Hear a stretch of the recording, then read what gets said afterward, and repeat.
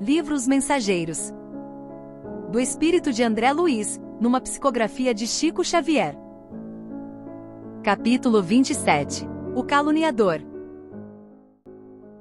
Enquanto o administrador se entregava a conversações educativas com os numerosos subordinados, Aniceto chamou-nos à pequena construção isolada e falou: "Vejamos outro ensinamento." Avançamos na direção de algumas câmaras separadas. Nosso instrutor abriu uma porta e vimos um louco, que parecia fundamente irritado. Fixou em nós o olhar inexpressivo e gritou estentoricamente. Aniceto, porém, adiantou-se e cumprimentou-o atencioso. "Como vai, Paulo?" As palavras, ao que senti, emitiram certo fluxo magnético e o enfermo revelou profunda modificação. Aquietou-se de súbito. Sentou-se mais calmo, embora trêmulo e espantadiço. "Tem sentido melhoras, Paulo?" perguntou nosso orientador, bondosamente tocando-o no ombro. Ao contato pessoal de Aniceto, o doente mostrou algum raciocínio e respondeu: "Vou melhorando, graças." À vista da expressão reticenciosa, o instrutor falou em tom firme, como se desejasse auxiliar-lhe a vontade enfraquecida: "Termine." O doente fez enorme esforço e concluiu: "Graças a Deus."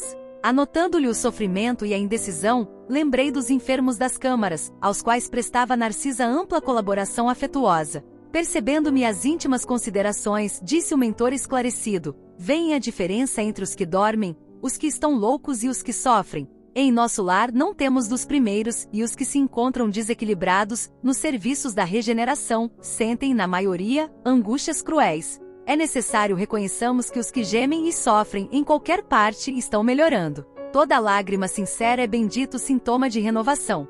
Os escarnecedores, os ironistas e os perturbados que não registram a dor são mais dignos de piedade, por permanecerem embotados em estranha rigidez de entendimento." E designando o enfermo sob nossos olhos, afirmou: "Paulo é um doente a caminho de melhora positiva. Ainda não possui a consciência exata da situação, mas já chora, já padece com as recordações do passado triste." Recebi o esclarecimento com atenção. Lembrei-me que, de fato, os doentes conduzidos pelos samaritanos a nosso lar em serviço diário eram grandes sofredores. Os que não acusavam padecimentos atrozes, revelavam estranho pavor das sombras. A única entidade que ali observara com absoluta inconsciência da própria miséria, fora de pobre vampiro que não encontrara guarida nas câmaras de retificação.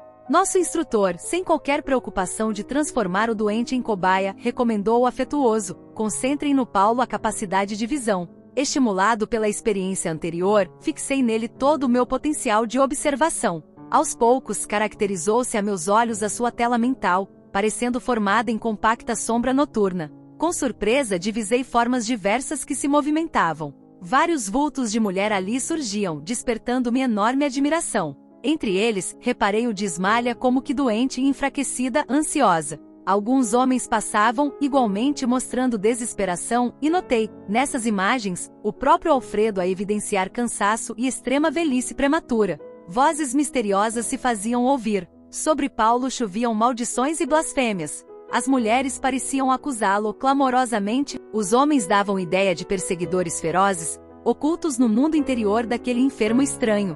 Observando, porém, que os vultos de Ismália e Alfredo se movimentavam naquele painel escuro, não pude sofrear a curiosidade e interrompi o minucioso exame, voltando a conversar com o nosso orientador, perguntando: "Como explicar o fenômeno?"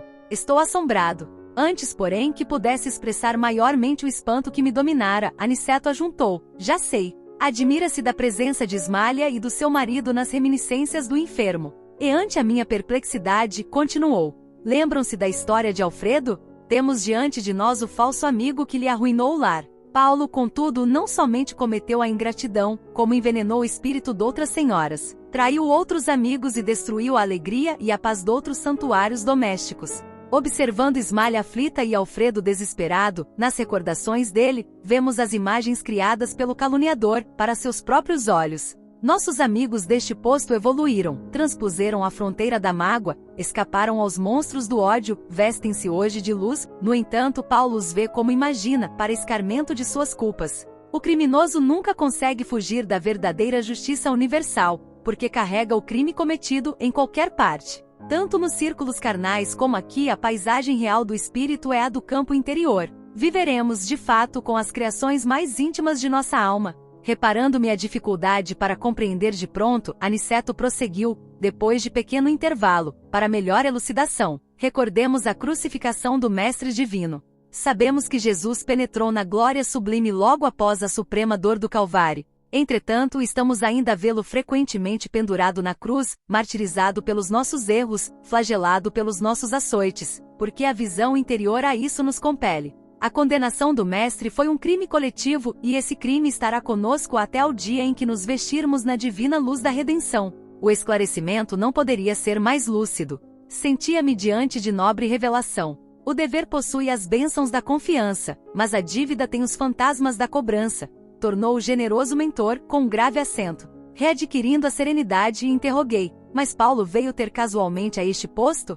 Não, respondeu Aniceto, atencioso. Foi trazido pelo próprio Alfredo, que se sentiu necessitado de disciplinar o coração. Nosso amigo, que hoje dirige esta casa de amor, desprendeu-se do mundo, sob intensa vibração de ódio e desesperação. Sofreu muitíssimo nos primeiros tempos, embora nunca fosse abandonado pela dedicação da abnegada companheira. Alfredo, todavia, não pôde ver Ismália enquanto não se desvencilhou das baixas manifestações do rancor. Socorrido em campo da paz, compreendeu as próprias necessidades. Tão logo adquiriu algum mérito, intercedeu pelo amigo infiel, buscou-o em recanto abismal, e tão nobremente se dedicou ao aperfeiçoamento de si mesmo, que conquistou a posição de administrador de um posto de socorro. Trouxe o tutelado em sua companhia e trata-o como irmão, atualmente. Não julguem que o marido de Ismália conseguiu essa vitória espiritual tão somente pelo fato de desejá-la. Ele desejou-a, procurou-a, alimentou-a e agora permanece na realização. Há muitos anos conversa com Paulo, diariamente. Nos primeiros tempos, aproximava-se do enfermo, como necessitado de reconciliação, depois como pessoa caridosa. Mais tarde adquiriu entendimento comparando situações, em seguida sentiu piedade, logo após experimentou simpatia e presentemente conquistou a verdadeira fraternidade, o amor sublime de irmão pelo ex-inimigo. Fazendo pequena pausa, voltou a dizer espirituosamente, como veem o ensinamento de Jesus, quanto ao batei e abrir-se-vos-á muito extenso. No plano da carne, insistimos à porta das coisas exteriores, procurando facilidades e vantagens, mas aqui temos de bater a porta de nós mesmos, para encontrar a virtude e a verdadeira iluminação. Vicente, que até então se conservara calado, indagou, Paulo, todavia, permanecerá aqui indefinidamente? Nosso instrutor fez um gesto significativo e concluiu, voltará breve à terra. Ismália tem feito a seu favor inúmeras intercessões e não deseja que ele, ao retomar a razão plena, se sinta humilhado, com o benefício das próprias vítimas. Uma das irmãs, por ele caluniada no mundo, já voltou ao círculo carnal, e a abnegada esposa de Alfredo pediu-lhe que recebesse Paulo como filho, tão logo seja oportuno.